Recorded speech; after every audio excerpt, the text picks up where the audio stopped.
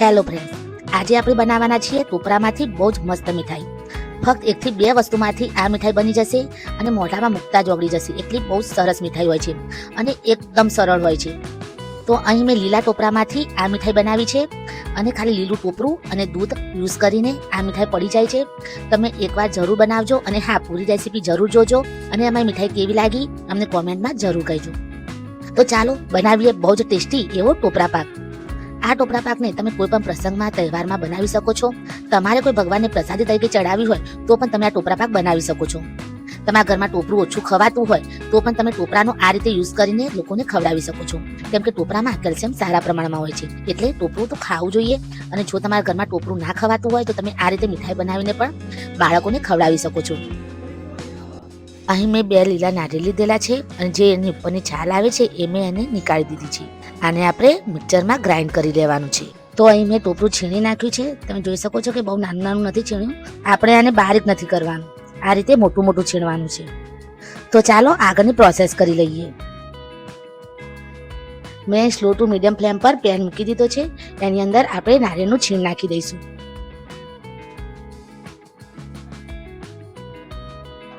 2 વાટકી જેટલું આપણે અહીં નારિયેળનું છીણ લીધેલું છે અને આપણે ધીમા તાપે શેકવાનું છે. જ્યાં સુધી એનો રંગ હલકો બ્રાઉન ના થઈ જાય ત્યાં સુધી આપણે આને શેકીશું. કરતા પછી આપણે 2 થી 3 મિનિટ માટે આને ધીમી ફ્લેમ પર શેકવાનો છે, મતલબ કે રોસ્ટ કરવાનો છે. આ ટોપરા પાક બહુ જ મસ્ત બને છે અને મોઢામાં મૂકતા જ ઓગળી જાય એટલો બહુ મસ્ત અને જોરદાર હોય છે. તમે એકવાર બનાવશો તો આને દર તહેવારે આને બનાવવાનું તમે ઘરે પસંદ કરશો. અને બહુ સિમ્પલ રેસીપી છે, તો જરૂર બનાવજો ઘરે. અને મેં અહીં બહુ સરળ રીતથી તમને આ રેસીપી બતાવી છે, તો એને જોજો અને બનાવજો. દરેક તહેવારે તમે આને બનાવશો. તો આપણે અહીં આગળની પ્રોસેસ કરી લઈશું. થોડું શેકાઈ ગયું છે તો અહીં આપણે અડધી વાટકી ખાંડ નાખી દઈશું. અહીં મેં વધારે ખાંડ નથી નાખી કેમ કે નારિયેળમાં આમ પણ થોડું ગળપણ હોય છે, એટલે આપણે વધારે ખાંડ નાખવાની જરૂર નથી. તો આને એકદમ ધીમા તાપે આપણે થોડી વાર થવા દઈશું, કમસે કમ 2 થી 3 મિનિટ માટે. જ્યાં સુધી ખાંડ ઓગળી ના જાય ત્યાં સુધી આપણે આને હલાવતા રહેવાનું છે.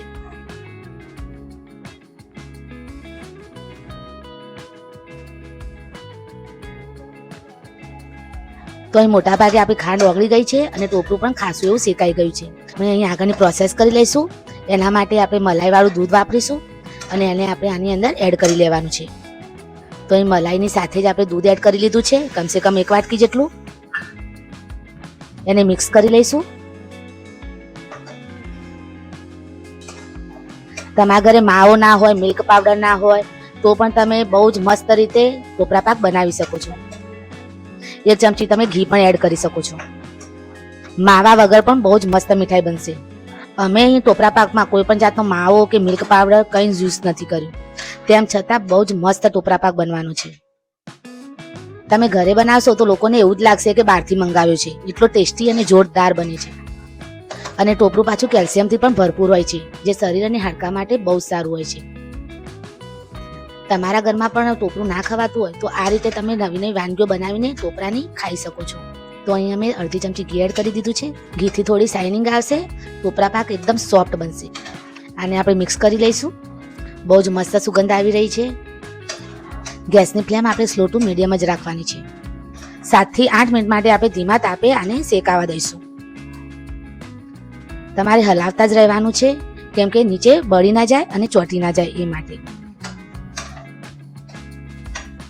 આપણે અહીં બીજું અડધો ગ્લાસ દૂધ રેડ્યું છે, એને આપણે થવા દઈશું.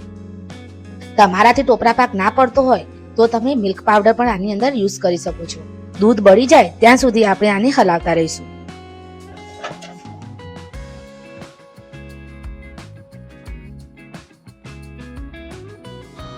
મેં અહીં એક નાની પ્લેટ લીધી છે, એના પર થોડું ઘી લગાવી દીધું છે. આને આપણે થાળી પર ફેલાવી દઈશું. ઘીને આપણે સારી રીતે પ્લેટ ઉપર ફેલાવી દેવાનું છે.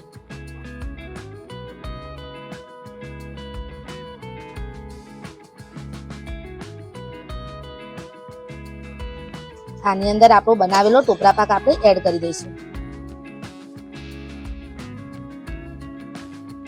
તો વાટકીના પાછળ પણ મેં અહીં ઘી લગાવી દીધું છે. તે વડે આપણે આને મસ્ત ફેલાવી દઈશું.